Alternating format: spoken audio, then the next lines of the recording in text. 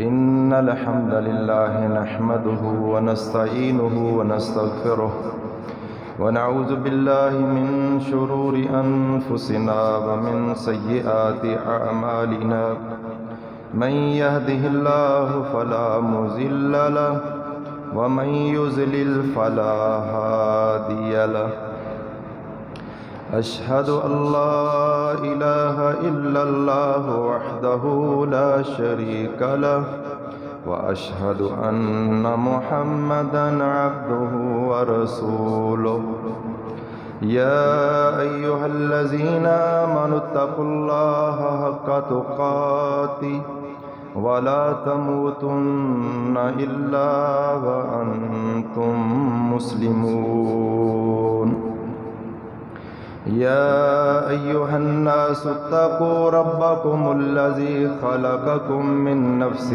واحدة وخلق منها زوجها وبث منهما رجالا كثيرا ونساء واتقوا الله الذي تساءلون به والأرحام إن الله كان عليكم رقيبا يا أيها الذين آمنوا اتقوا الله وقولوا قولا سديدا يصلح لكم أعمالكم ويغفر لكم ذنوبكم ومن يطع الله ورسوله فقد فاز فوزا عظيما أما بعد فإن خير الحديث كتاب الله وخير الهدي هدي محمد صلى الله عليه وسلم وشر الأمور محدثاتها وكل محدثة بدعة وكل بدعة ضلالة وكل ضلالة في النار أعوذ بالله السميع العليم من الشيطان الرجيم من حمزه ونفخه ونفسه بسم الله الرحمن الرحيم هل أتاك حديث ضيف إبراهيم المكرمين إذ دخلوا عليه فقالوا سلاما قال سلام قوم منكرون فراغ إلى أهله فجاء بعجل سمين فقربه إليهم قال ألا تأكلون۔ محترم بزرگوں، بھائیوں، سننے والی قابل سعادت احترام ماؤں اور بہنوں، اللہ تبارک و تعالیٰ کے حکم سے ابراہیم خلیل اللہ علیہ الصلاۃ والتسلیم نے جب اپنے بیٹے کو ذبح کرنے کے لیے مینا میں لے گئے اور اللہ تبارک و تعالیٰ نے آزما لیا تو ان کی جگہ پر جنت سے ایک مینڈا کبش وفدیناہ بذبح عظیم وہ ذبح کر دیا گیا۔ اور تاریخ سے معلوم ہوتا ہے، حدیث میں بھی بات سینگوں کی موجود ہے کہ اس مینڈے کی سری اور سینگ جو ہے وہ محفوظ کر لیے گئے۔ ابراہیم علیہ السلام واپس چلے گئے اور تقریباً تاریخ کے مطابق 1 سال کے بعد ابراہیم علیہ السلام بہت بڑے مہمان نواز تھے۔ کئی دن ہو گئے تھے کوئی مہمان نہیں آیا تھا، مہمانوں کو ڈھونڈنے کے لیے نکل کھڑے ہوئے، کوئی مہمان نہیں ملا۔ واپس آئے تو گھر کے اندر مہمان موجود ہیں۔ یہ مہمان کون تھے؟ اللہ تبارک و تعالیٰ کے فرشتے تھے۔ اللہ نے اس کا نقشہ قرآن مجید کے اندر کھینچا۔ سورت کا نام سورہ زاریات 26واں پارہ آخری صفحہ، حل آتاک حدیث ضیف ابراہیم المکرمین، کیا آپ کے پاس ابراہیم علیہ السلام کے معزز مہمانوں کی خبر پہنچی؟ اذ دخلوا علیہ فقالوا سلاما، جب وہ ابراہیم علیہ السلام کے پاس آئے تو انہوں نے سلام کہا، قال سلام قوم منکرون، ابراہیم علیہ السلام نے بھی سلام کا جواب دیا اور کہا کہ تم اجنبی اور اوپرے لوگ ہو۔ پھر پوچھا بھی نہیں کہ کیا کھاؤ گے، فراغ الی اہلہ، فوراً چپکے سے گھر چلے گئے۔ اس کا مطلب یہ ہے کہ اپنے کسی غلام خادم کو حکم دے کر کے آ گئے، فجاء بعجل سمین، ایک بہت موٹا تازہ بچھڑا اس کی مہمانی کے طور پر فرشتوں کے سامنے اس کو پیش کر دیا۔ اب حضرت ابراہیم علیہ السلام نے قال الا تاکلون، پوچھا تم کھاتے کیوں نہیں؟ اور دوسری جگہ پر سورہ ہود کے اندر فلما رأى ایدیہم لا تصل الیہ، جب ابراہیم علیہ السلام نے دیکھا کہ مہمانوں کے ہاتھ کھانے کی طرف نہیں بڑھ رہے تو پوچھا بھی الا تاکلون، کھاتے کیوں نہیں؟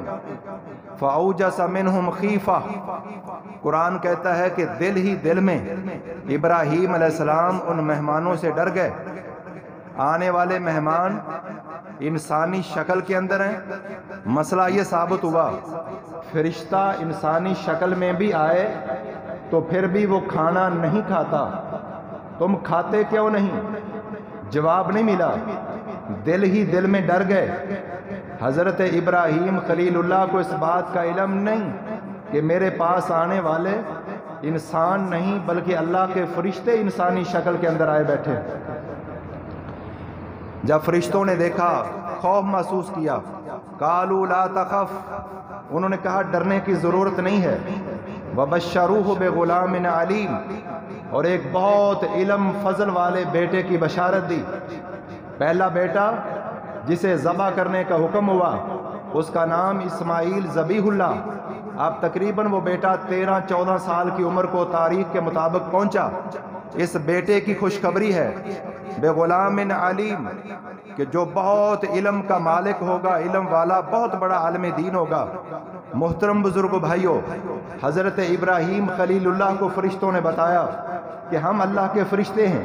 یہاں قرآن نے نقشہ کھینچا، فَأَقْبَلَتِ امْرَأَتُهُ فِي سَرَّةٍ فَسَكَّتْ وَجْهَهَا وَقَالَتْ عَجُوزٌ عَقِيمٌ، حضرت ابراہیم علیہ السلام کی بیوی وہاں مہمانوں کے پاس پہنچتی ہے حیرت کے اندر، جب خوشخبری سنی تو بیوی حیرت کے اندر آ گئی۔ تاریخ نے لکھا کہ اس وقت حضرت ابراہیم علیہ السلام کی عمر 99 یا 100 سال ہے، اور بیوی پہلی بیوی جو چچا کی بیٹی ہاران کی بیٹی سارہ تھی ان کی عمر 90 سال ہے، وہ بہت بوڑھی ہو چکی ہیں، اولاد کی امید اس کیفیت میں ہو نہیں سکتی۔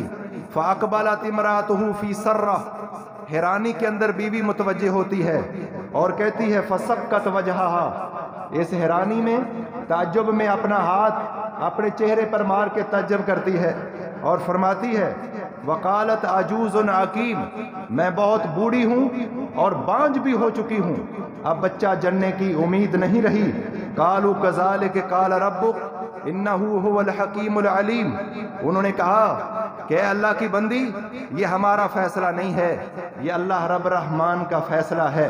اور دوسرے مقام پر سورہ ہود کے اندر اللہ تبارک و تعالیٰ نے اس کا نقشہ کھینچا ہے کہ جب فرشتے حضرت ابراہیم علیہ السلام کے پاس آئے اور انہوں نے اپنے ہاتھ کو آگے بڑھایا نہیں ہے، وَامْرَأَتُهُ قَائِمَةٌ فَضَحِكَتْ فَبَشَّرْنَاهَا بِإِسْحَاقَ وَمِن وَرَاءِ إِسْحَاقَ یعقوب، اللہ کے فرشتوں نے حضرت ابراہیم علیہ السلام کی بیوی پاس کھڑی ہے، جب اس نے تعجب کیا تو فرشتے کہتے ہیں کہ اے اللہ کی بندی، فَبَشَّرْنَاهَا، اللہ فرماتے ہم نے اس کو خوشخبری دی، بِإِسْحَاقَ، اسحاق بیٹا پیدا ہوگا، وَمِن وَرَاءِ إِسْحَاقَ یعقوب، اور تیرا پوتا اسحاق کی اولاد میں سے پوتا یعقوب بھی پیدا ہوگا۔ گویا کہ اللہ تبارک و تعالیٰ نے حضرت ابراہیم کو اسحاق کی خوشخبری بھی دے دی اور سارہ کو اسحاق کی خوشخبری بھی دے دی اور ان کے بیٹے یعقوب علیہ السلام کی خوشخبری بھی دے دی۔ یہاں ایک بات کی وضاحت کرتا چلوں کہ تاریخ کے اندر یہودیوں نے ایک بہت بڑی سازش کر کے اس بات کو، حالانکہ ان کی تاریخ میں موجود ہے کہ ذبیح اللہ جنہیں اللہ کے راستے میں ذبح کرنے کے لیے میدان منا کے اندر ابراہیم خلیل اللہ لے کر گئے تھے، وہ اسماعیل تھے، لیکن یہودیوں نے تاریخ کو مسخ کرنے کے لیے اپنی کتابوں میں بھی بعض دفعہ تعریف کی، اور اس طرح لوگوں کے اندر بھی یہ بات پھیلائی کہ جس کو ذبح کرنے کے لیے ابراہیم علیہ السلام لے کر گئے تھے وہ اسماعیل نہیں اسحاق تھے۔ اور بعض ہمارے مورخین نے بھی لکھ دیا، بعض سیرت نگاروں تاریخ دانوں نے بھی، اور بعض صحابہ تابعین سے قول ضعیف سند کے ساتھ لکھ دیا گیا اور تاریخ میں پراپیگنڈا کر کے، لیکن صحیح بات، مستند بات کہ ذبیح اللہ اسماعیل علیہ السلام تھے جو بڑے بیٹے تھے۔ اس کی ایک دلیل یہ ہے کہ اسماعیل علیہ السلام کو اس جنگل بیابان کے اندر چھوڑا گیا ہے، حضرت اسحاق اس علاقے میں آئے نہیں۔ دوسری بات یہ ہے کہ ذبح کے لیے جو صفت ہے وہ صفت بردباری اور حلم ہے۔ جب فرشتوں نے ابراہیم علیہ السلام کو اسماعیل کی خوشخبری دی ہے تو اس وقت حلیم بردبار بیٹے کا لفظ بولا، جب اسحاق کی باری آئی ہے تو علیم علم والے بیٹے کا لفظ بولا۔ اور تیسری دلیل یہ ہے کہ حضرت اسماعیل ذبیح اللہ وہ ذبیح ہیں، کیوں؟ اگر اسحاق نے ذبح ہونا ہوتا ادھر تو فوراً ہی خوشخبری دے دی گئی کہ اسحاق بھی پیدا ہوں گے اور اسحاق کا بیٹا یعقوب بھی پیدا ہوگا، یہ تو پیدائش کے وقت کہہ دیا گیا۔ تو ابراہیم علیہ السلام کو تو پہلے ہی پتا تھا کہ یہ میرے ہاتھ سے ذبح نہیں ہوگا بلکہ یہ تو بچ کے رہے گا اور اس کی اولاد میں سے یعقوب علیہ السلام بھی پیدا ہوں گے۔ تو پھر امتحان کس بات کا جس کا پہلے ہی بتا دیا گیا ہو۔ محترم بھائیوں، یہاں عقیدے کی اصلاح بھی کر لینی چاہیے۔ جو لوگ سمجھتے ہیں کہ انبیاء اور رسل اور اولیاء اللہ غیب جانتے ہیں، یہاں دیکھیں فرشتے آئے ہیں، کھانا انہیں بچڑا بھون کر ان کے سامنے رکھ دیا گیا، پتہ نہیں ہے کہ یہ فرشتے ہیں، کھاتے نہیں ہیں۔ اور ادھر حضرت اسماعیل ذبیح اللہ، اگر یہ مان لیا جائے کہ انبیاء کرام علم غیب جانتے ہیں تو نعوذ باللہ پھر حضرت ابراہیم علیہ السلام کی قربانی کا مطلب ہی فوت ہو جاتا ہے۔ اگر ابراہیم علیہ السلام کو پہلے ہی پتا تھا کہ اسماعیل نے ذبح نہیں ہونا تو پھر ان کا لٹانا، باپ کا ہاتھ میں چھری پکڑنا، ذبح کے لیے تیار ہو جانا، اس قربانی کا کوئی معنی اور کوئی مقصد نہیں رہ جاتا، بلکہ ابراہیم کے ذہن میں یہی تھا کہ بیٹے کو ذبح کروں گا، وہ ذبح ہوگا، اللہ مجھے امتحان میں کامیاب کرے گا۔ لیکن جب اللہ نے دیکھ لیا کہ ابراہیم سچا ہے، ذبح کر گزرے گا، تو اللہ تبارک و تعالیٰ نے مینڈا بیچ کے حضرت اسماعیل ذبیح اللہ کو بچا لیا۔ اور اس سے آگے میں نے ذکر کر دیا تھا 2 مرتبہ ابراہیم علیہ السلام آئے تھے اور بیٹے سے ملاقات نہیں ہوئی۔ تیسری مرتبہ صحیح بخاری کی 3364 نمبر حدیث کے مطابق جب آئے تو جہاں زمزم کا چشمہ ہے اس سے تھوڑا سا پیچھے حضرت اسماعیل ذبیح اللہ اپنے تیر درست کر رہے۔ اب باپ بیٹے کی ملاقات ہوئی ہے، مدت ہے دراز کے بعد، ماں فوت ہو چکی ہے اسماعیل کی، یہ بیوی ہاجر فوت ہو چکی ہے حضرت ابراہیم علیہ السلام کی۔ ملاقات کے بعد صاحب ظاہر ہے کہ جب کوئی آتا ہے میزبانی بھی ہوتی ہے، ضیافت بھی ہوتی ہے۔ باپ اپنا ارادہ حضرت ابراہیم خلیل اللہ فرماتے ہیں، میرے بیٹے مجھے اللہ تبارک و تعالیٰ نے حکم دیا ہے کہ یہاں اللہ کا گھر بنایا جائے۔ فرمایا سر تسلیم خم، فرمایا آپ میرے ساتھ تعاون کریں گے؟ فرمایا سر تسلیم خم ہے۔ محترم بزرگوں بھائیوں، اور یہ بات بھی میں ذکر کر چکا ہوں کہ تاریخ مکہ جلال الدین سیوطی ان کے مطابق بیت اللہ کو 10 مرتبہ بنایا گیا ہے۔ پہلے فرشتوں نے بنایا تھا، پھر حضرت آدم نے بنایا، تیسرے نمبر پر پھر حضرت آدم علیہ السلام کی اولاد نے بنایا، چوتھے نمبر پر حضرت ابراہیم نے، پھر قوم عمالقہ نے، پھر بنو جرہم نے، پھر بنو جرہم کے بعد نبی کریم صلی اللہ علیہ وسلم کے جد امجد قصی بن کلاب نے، پھر ان کے بعد قریش مکہ نے، پھر ان کے بعد عبداللہ بن زبیر نے، پھر عبداللہ بن زبیر کے بعد حجاج بن یوسف نے۔ 73 ہجری کے اندر ایک روایت 10 مرتبہ بیت اللہ کی تعمیر کی ہے، جو جلال الدین سیوطی نے تاریخ مکہ کے اندر نقل کی ہے، اور دوسری اس سے زیادہ جو معتبر تاریخ ہے اس کے اندر مکہ کے اندر بیت اللہ کو 6 مرتبہ تعمیر کیا گیا، یعنی اس میں کوئی نقص پیدا ہو گیا یا گر گیا، شہید ہو گیا، دوبارہ پھر بنایا گیا۔ اور اس کا میں نے ذکر کر دیا تھا، پہلی مرتبہ حضرت آدم علیہ السلام نے بنایا تھا، دوسری مرتبہ ابراہیم خلیل اللہ نے بنایا، اور تیسری مرتبہ جو ہے ابراہیم خلیل اللہ کے بعد بنو جرہم نے، اور چوتھی مرتبہ قریش نے، جب نبی صلی اللہ علیہ وسلم کی عمر 35 سال تھی تاریخ کے مطابق، اور بعض تاریخوں کے مطابق 15-16 سال۔ اور اس کے بعد عبداللہ بن زبیر رضی اللہ تعالی عنہ، جب ان کا دور خلافت آیا، 63 یا 64 ہجری ہے، نبی صلی اللہ علیہ وسلم کی وفات کو کوئی 52 سال دنیا سے ہو چکے، 52-53 سال، اور حضرت عبداللہ بن زبیر رضی اللہ تعالی عنہ انہوں نے اپنی خالہ عائشہ صدیقہ رضی اللہ تعالی عنہا سے حدیث سنی۔ نبی کریم صلی اللہ علیہ وسلم نے فرمایا، اے عائشہ، اگر مجھے تیری قوم کا خطرہ نہ ہوتا تو میں کیا کرتا؟ بیت اللہ کو شہید کر دیتا، کیونکہ جب مکہ والوں نے بنایا تھا نبی صلی اللہ علیہ وسلم کی نبوت سے پہلے، تو انہوں نے اعلان کیا تھا کہ بیت اللہ کی تعمیر میں سود کا پیسہ نہیں ہوگا، زنا کا پیسہ نہیں ہوگا، حرام کا پیسہ نہیں ہوگا، حلال پیسہ اکٹھا کیا۔ صحیح بخاری کی یہ روایت ہے، لیکن پیسے تھوڑے تھے، انہوں نے شمال کی جانب سے بیت اللہ کا ایک حصہ باہر نکال کر دیوار اندر کر دی۔ جو حاجی حج عمرے پہ جاتے ہیں وہ حتیم انہوں نے دیکھا ہوا ہے، اور آج وہ حتیم آج پھر باہر ہے۔ تو مکہ والوں نے جب نبی صلی اللہ علیہ وسلم کی عمر 35 سال یا 15 سال تھی، ایک حصہ بیت اللہ کا باہر نکالا، دیوار اندر کر دی شمال کی طرف سے، اور اس کے اوپر چھت ڈال دی، ایک حصہ باہر رہ گیا۔ عبداللہ بن زبیر رضی اللہ تعالیٰ عنہ جب خلافت ملی، مکہ میں ان کی خلافت تھی، اور گرد و نواح کے اندر انہوں نے حضرت عائشہ رضی اللہ تعالیٰ عنہ سے حدیث سنی کہ نبی کریم صلی اللہ علیہ وسلم نے فرمایا، اے عائشہ، اگر مجھے تیری قوم کا خدشہ نہ ہوتا، لوگ نئے نئے مسلمان ہوئے ہیں، میں بیت اللہ کو شہید کر دیتا، اور حتیم جو باہر جگہ ہے دوبارہ جہاں اصل بیت اللہ تھا وہ دیوار پیچھے ہٹا کر پورے بیت اللہ کے اوپر چھت ڈالتا، اور یہ دروازہ قریش نے اونچا رکھا تھا، تقریباً کندھوں کے برابر اونچا دروازہ ہے، اس کی دہلیز، اس کو زمین کے برابر کر دیتا، اور ایک دروازہ سامنے نکالتا۔ اللہ کے نبی صلی اللہ علیہ وسلم نے یہ کام نہیں کیا کہ لوگ نئے نئے مسلمان ہوئے ہیں اور ان کے ذہن میں شیطان شکوک و شبہات ڈالے گا۔ اس سے کیا ثابت ہوا؟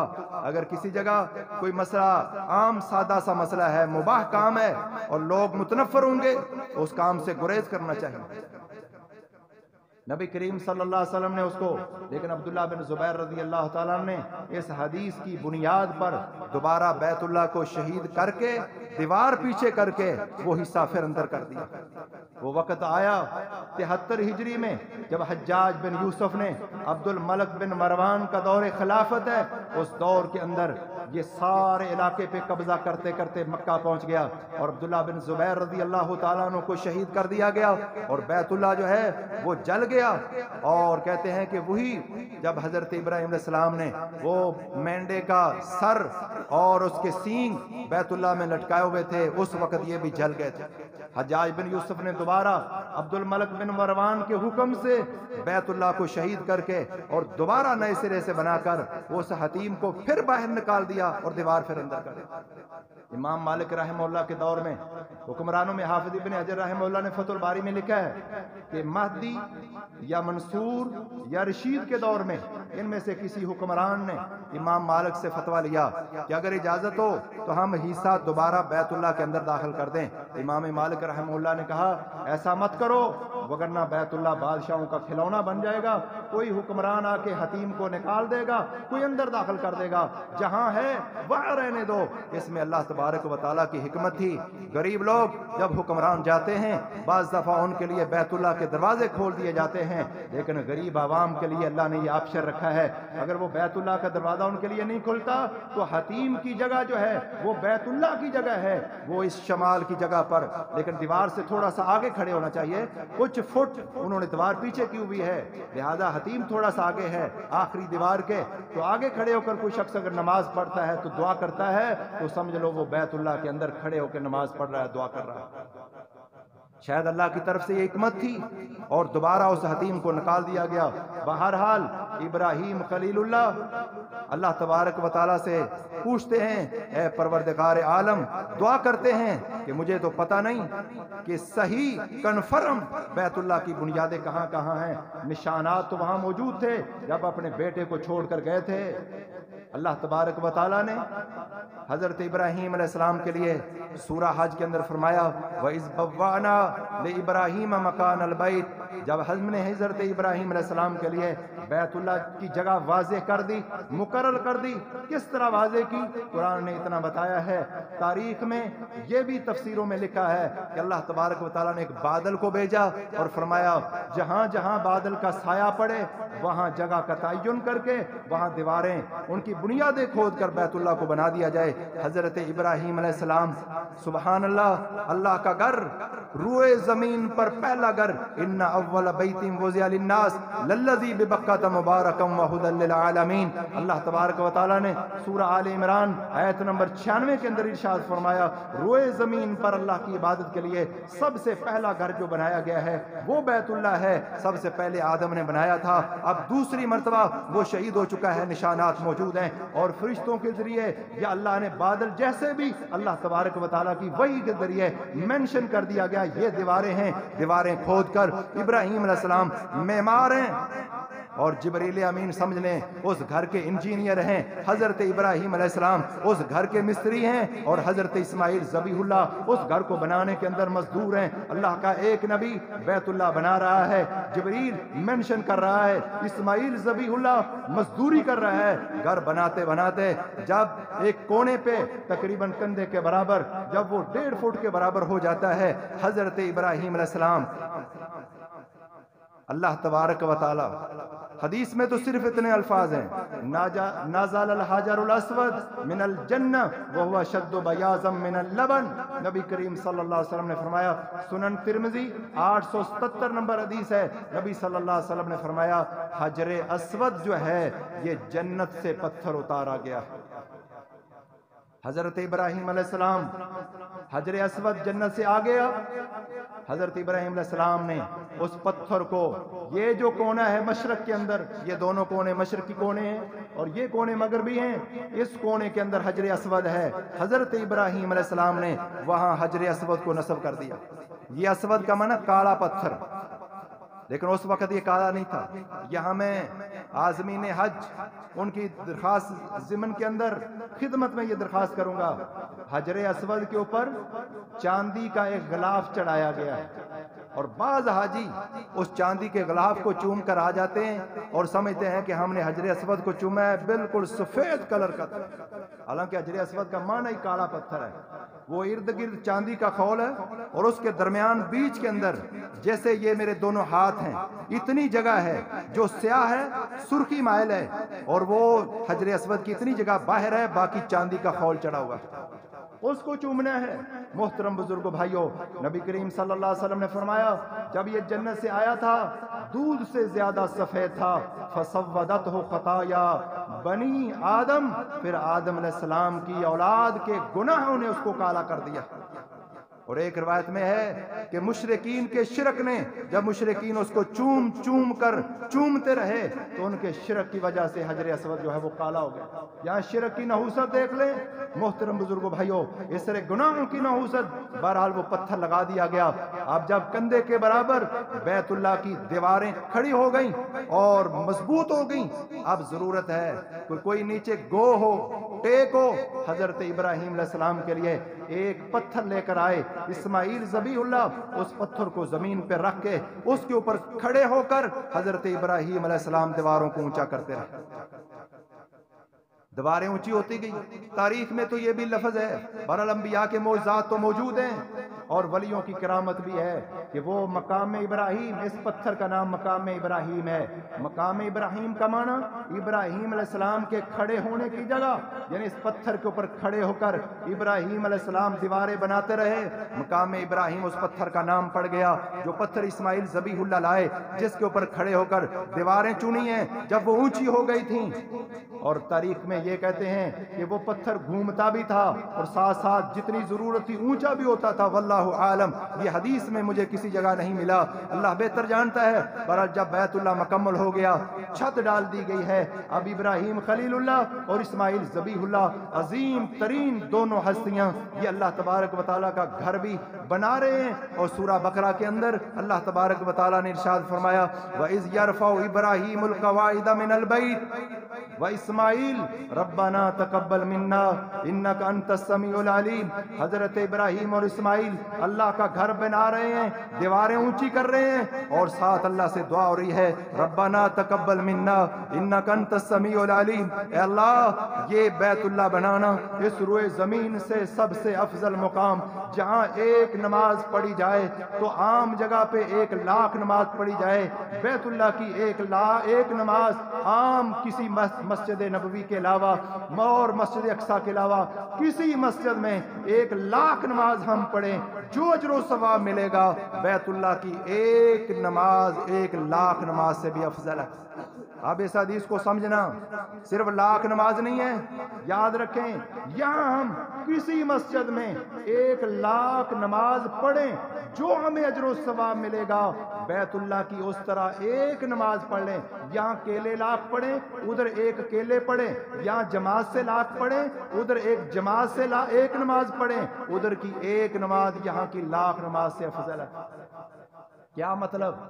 جب انسان نیکی کرتا ہے، ہر نیکی 10 گنا ہے، ایک نماز اکیلا پڑھے گا انسان کو 10 نمازوں کا ثواب ہے، اور جماعت کے ساتھ پڑھے گا یہ 27 مرتبہ اکیلے پڑھے اور ایک جماعت سے پڑھے تو برابر ہے، گویا کہ جماعت کی ایک نماز 270 نمازوں کے برابر ہے۔ اور بیت اللہ میں اگر کوئی ایک نماز با جماعت پڑھتا ہے تو 1,00,000 کو 270 کے ساتھ ضرب کریں، 2,70,00,000 نمازوں کا ثواب با جماعت اگر انسان بیت اللہ میں نماز پڑھتا ہے تو 2,70,00,000 نماز کے برابر نہیں، بلکہ فرمایا اس سے بھی افضل ہے، اللہ اس سے بھی زیادہ اجر و ثواب عطا فرماتا ہے۔ اتنا عظیم گھر بنانے والے ابراہیم خلیل اللہ اور اسماعیل ذبیح اللہ، محترم بزرگوں بھائیوں، گھر مکمل ہو گیا ہے، اور ابراہیم علیہ السلام دعائیں کر رہے ہیں یا اللہ قبول فرما لے۔ اتنی بڑی نیکی، لیکن تکبر نہیں، غرور نہیں، فخر نہیں، عجب نہیں، اللہ سے دعا کر رہے ہیں ربنا تقبل منا انک انت السمیع العلیم۔ بڑی سے بڑی نیکی کر کے بھی اللہ کے سامنے ڈر کر دعا کرنی چاہیے کہ یا اللہ ہماری اس نیکی کو قبول فرما لینا۔ اور پھر فرماتے ہیں ربنا، اے ہمارے پروردگار، وجعلنا مسلمین، اے اللہ ہمیں مسلمان رکھنا، مجھے میرے بیٹے اسماعیل کو مسلمان رکھنا، ومن ذریتنا امتا مسلمتا لک، اے اللہ ہماری اولاد کو بھی مسلمان اور فرما بردار رکھنا، ایک امت ایک گروہ ہماری اولاد سے مسلمان رہے، وَآرِنَا مَنَاسِكَنَا وَتُبْ عَلَيْنَا إِنَّكَ أَنْتَ التَّوَّابُ الرَّحِيمُ۔ اے پروردگار، وَآرِنَا مَنَاسِكَنَا، گھر مکمل ہو چکا ہے، اے پروردگار عالم اب ہمیں حج کے طریقے سکھا دے، پتہ نہیں حج کیسے ہے، اے پروردگار وَآرِنَا مَنَاسِكَنَا، ہمیں عبادت کے طریقے، حج کے طریقے سکھا دیجئے۔ اللہ تبارک و تعالیٰ نے، تفسیر والوں نے لکھا، حضرت جبریل امین کو بھیجا، اور جبریل امین نے 8 ذو الحجہ یوم الترویہ سے لے کر 13 ذو الحجہ یوم النفر الثانی تک تمام حج کا طریقہ جبریل نے آ کر حضرت ابراہیم ذبیح اللہ کو سکھایا، اور انہوں نے جبریل کے بتائے ہوئے طریقے کے مطابق حج کیا۔ اور اسی موقع پہ ابراہیم خلیل اللہ نے ربنا وبس فیہم رسولا منہم یتلو علیہم آیاتک ویعلمہم الکتاب والحکمہ ویزکیہم انک انت العزیز الحکیم۔ یہ سورہ بقرہ کی آیت نمبر 129 ہے۔ یہ بھی دعا کی.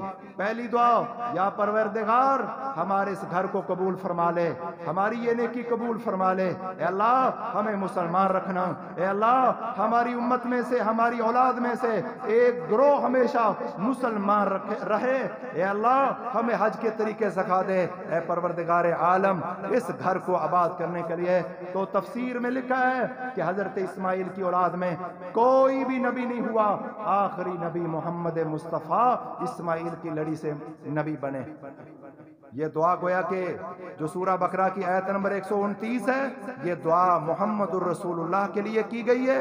اور محمد الرسول اللہ صلی اللہ علیہ وسلم حضرت ابراہیم علیہ السلام کے 2775 سال تقریباً بعد میں آئے ہیں. گویا کہ دعا 2775 سال، 2500 سال سے بھی پہلے کی گئی، اور وہ قبول اللہ کے دربار میں اسی وقت ہوئی، لیکن اس کا نتیجہ 2775 سال بعد مکہ کے اندر نکلا. اور ہم دعا کر کے کہتے ہیں کہ فوراً ہی دعا قبول ہو. ہماری دعا قبول نہیں ہوتی. ابراہیم علیہ السلام کی دعا جو قبول ہوئی، اس کا نتیجہ جو ثمر نکلا، تو وہ 2775 سال تاریخ کی روایت کے مطابق. محترم بزرگوں بھائیوں، حضرت ابراہیم علیہ السلام اور حضرت اسماعیل ذبیح اللہ بیت اللہ کا حج کر چکے. اللہ تبارک و تعالیٰ نے فرمایا، اے ابراہیم خلیل اللہ، اب تیرے ذمہ ایک اعلان ہے.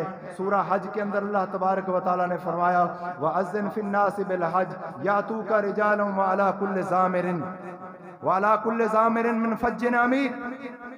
سورہ حج کے اندر اللہ تبارک و تعالیٰ نے فرمایا، اے ابراہیم خلیل اللہ، اب آپ کا کام اعلان کرنا ہے. لوگوں میں اعلان کر دو کہ آؤ اس بیت اللہ کا حج کرو. اور وہ لوگ دور دراز راستوں سے کمزور اور دبلی پتلی سواریوں پر سوار ہو کے آئیں گے.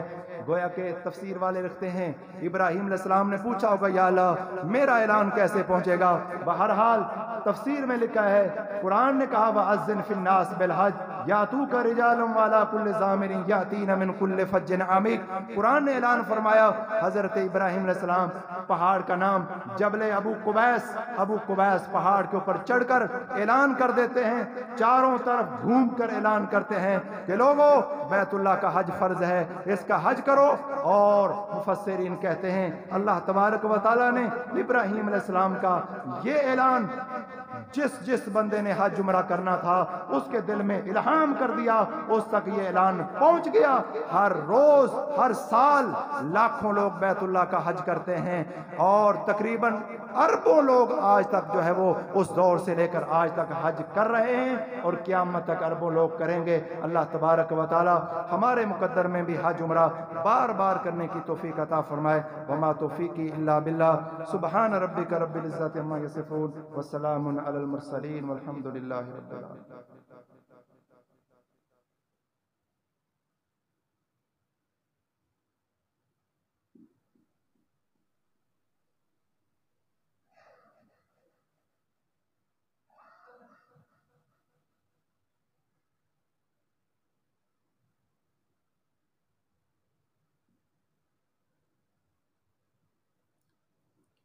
إن الحمد لله نحمده ونستعينه ونستغفره ونعوذ بالله من شرور أنفسنا ومن سيئات أعمالنا. من يهده الله فلا مضل له ومن يضلل فلا هادي له. أشهد أن لا إله إلا الله وحده لا شريك له وأشهد أن محمدا عبده ورسوله.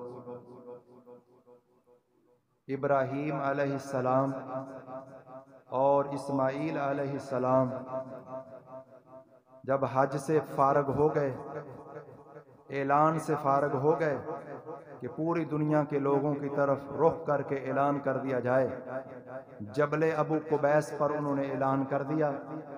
اب ابراہیم علیہ السلام نے، وہاں مکہ آباد ہو چکا ہے، وہاں کے لوگوں کو بنو جرہم اور قوم عمالقہ ان لوگوں کو جمع کر کے ابراہیم خلیل اللہ نے، یہ تاریخ کی روایت کے مطابق اپنے بیٹے کی نبوت و رسالت کا اعلان فرمایا کہ اے لوگو، یہ اسماعیل یہ تمہارا نبی، پیغمبر اور رسول ہے۔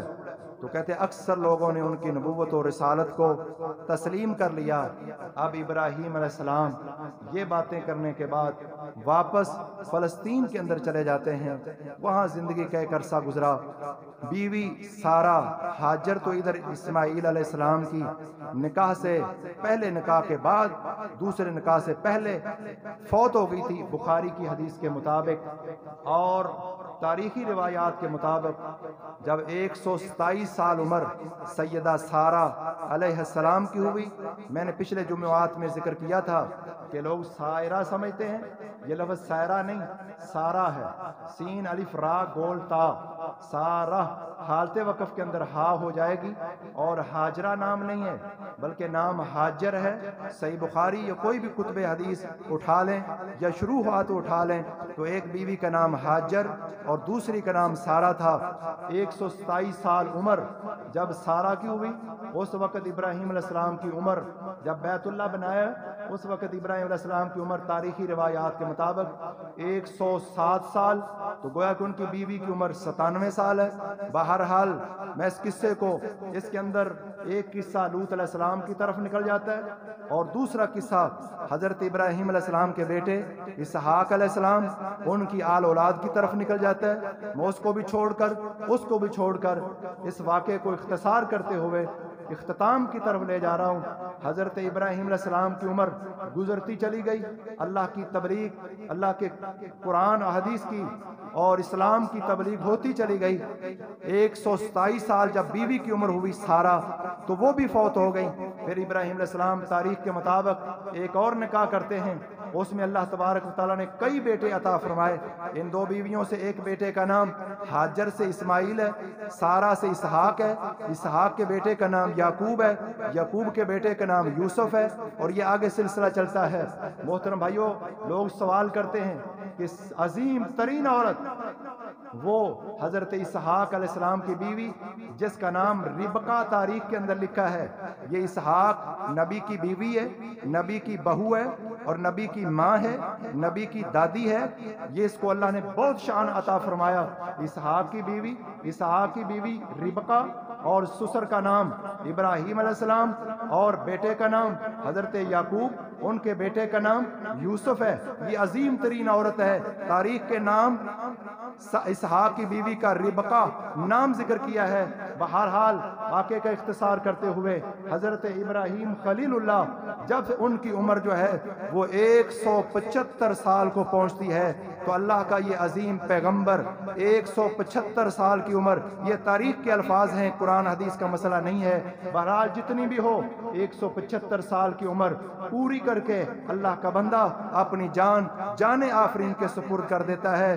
لیکن آج سے تقریباً 4182 سال پہلے اس دنیا کے اندر آنے والا بندہ جس کا نام ابراہیم ہے، جسے اللہ تبارک و تعالیٰ نے خلیل اللہ کہا ہے، محترم بھائیوں، حضرت تاریخ نے آگے یہ لکھا، حضرت ابراہیم علیہ السلام مہمانوں کی تلاش میں باہر نکلے، گھر آئے تو ان کو فرشتے ملے، اور فرشتے انسانی شکل کے اندر ہیں، اور پوچھا کہ کون ہو؟ انہوں نے بتایا میں فرشتہ ہوں اور اللہ کے خلیل کی روح قبض کرنے کے لیے آیا ہوں۔ یہ تاریخ کی بات ہے۔ کہتے ہیں کہ اس فرشتے حضرت ابراہیم علیہ السلام کہنے لگے کہ وہ اللہ کا خلیل کہاں ہے؟ فرمایا وہ خلیل آپ ہی ہیں۔ وَاتَّخَذَ اللَّهُ إِبْرَاهِيمَ خَلِيلًا، اللہ تبارک و تعالیٰ نے ابراہیم علیہ السلام کو خلیل کا معنی جگری یار، دلی دوست ہے، اور اللہ جس کو چاہے خلیل بنائے، لیکن انسان صرف ایک شخص کو خلیل بنا سکتا ہے۔ اللہ تبارک و تعالیٰ نے ابراہیم کو بھی خلیل بنایا، محمد مصطفیٰ صلی اللہ علیہ وسلم کو بھی خلیل بنایا۔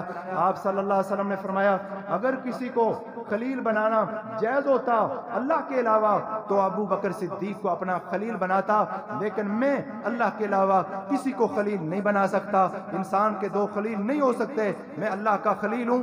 ابراہیم حضرت ابو بکر صدیق رضی اللہ تعالیٰ عنہ وہ میرے بھائی ہیں، اور اسلام کے اندر انہیں بھائی چارہ حاصل ہے۔ بہرحال اللہ کا یہ بندہ، فرشتے نے آ کر روح قبض کی، اپنی جان آفرینے جان آفرین کے سپرد کر دی ہے، لیکن اللہ تبارک و تعالیٰ نے ان کا تذکرہ گھر کے اندر باپ مشرک ہے، اعزا و اقارب مشرک ہیں، گھر سے نکالے گئے بے گھر ہوئے، وطن سے نکالے گئے بے وطن ہوئے۔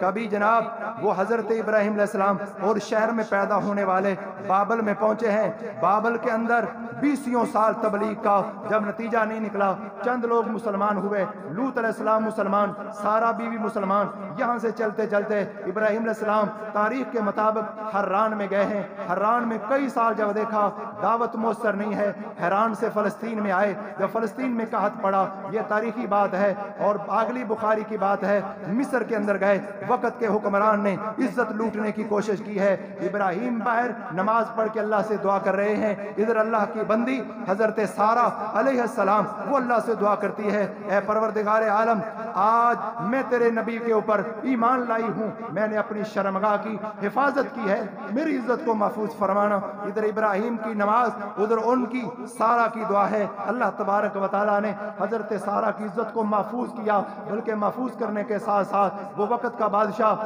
اپنی بیٹی یا کوئی لونڈی جس کا نام ہاجر ہے حضرت سارہ کی خدمت کے لیے دیتا ہے۔ حضرت ابراہیم علیہ السلام دوبارہ فلسطین کے اندر آتے ہیں، پھر ایک خلیل کبھی سابو نامی شہر کے اندر، کبھی الخلیل حبرون جیرون جس کا نام ہے وہاں، اور حضرت ابراہیم علیہ السلام کبھی اس در کبھی اس در، اللہ کا حکم جدھر ہے، اور 86 سال کی عمر کے اندر بیٹا اسماعیل ذبیح اللہ پیدا ہوا ہے۔ پھر وہ بیٹا جب 11 12 یا 13 سال کی عمر کو پہنچا ہے، اللہ تبارک و تعالیٰ کا حکم ہے اپنے بیٹے کو پکڑ لیجئے اور اس کو مینا میں لے جا کر جہاں آج حاجی قربانیاں کرتے ہیں اس کی قربانی کر دیجئے۔ وہ نبی جو گھر سے نکالے گئے، وطن سے نکالے گئے، ایک ملک سے دوسرا ملک، دوسرے سے تیسرا، تیسرے سے چوتھا، اور پھر انہوں نے 80 سال کی عمر میں اپنا ختنہ کیا ہے۔ اللہ کا حکم آیا 80 سال کی عمر میں قدوم کے مقام پر تیشے کے ساتھ اپنا ختنہ کرتے ہیں۔ ایک ایک بات رب حکم دیتا چلا گیا۔ اللہ تبارک و تعالیٰ فرماتے ہیں وَإِذِ ابْتَلَىٰ إِبْرَاهِيمَ رَبُّهُ بِكَلِمَاتٍ فَأَتَمَّهُنَّ، اللہ تبارک و تعالیٰ نے ایک حکم، دوسرا حکم، تیسرا حکم، چوتھا حکم، اللہ حکم دیتے چلے گئے۔ ابراہیم خلیل اللہ حکم مانتے چلے گئے۔ اب آسمان سے اعلان آیا انی جاعلک للناس اماما، اے ابراہیم میں تجھے لوگوں کے لیے پیشوا بنانے والا ہوں۔ وہ ابراہیم خلیل اللہ کن کے پیشوا بنے؟ مسلمانوں کے پیشوا، انبیاء کے پیشوا، یہود کے پیشوا، نصارہ کے پیشوا۔ قرآن نے فیصلہ فرمایا، یہودی کہتے ہیں ابراہیم ہمارا، نصارہ کہتے ہیں ابراہیم ہمارا، مسلمان کہتے ہیں ابراہیم ہمارا، اہل مکہ کہتے ہیں ابراہیم ہمارا۔ رب نے قرآن میں فیصلہ فرمایا کسی کے نہیں، ابراہیم علیہ السلام ان لوگوں کے پیشوا راہبر رہنما ہے جو ابراہیم علیہ السلام پہ ایمان لائے، ان کی امت اس دور کی۔ وَهَذَا النَّبِيُّ وَالَّذِينَ آمَنُوا مَعَهُ، یہ محمد مصطفیٰ صلی اللہ علیہ وسلم یہ ابراہیمی ہیں، ان کے دور کی امت محمد مصطفیٰ، اور محمد مصطفیٰ کی امت امت مصطفیٰ یہ ابراہیم۔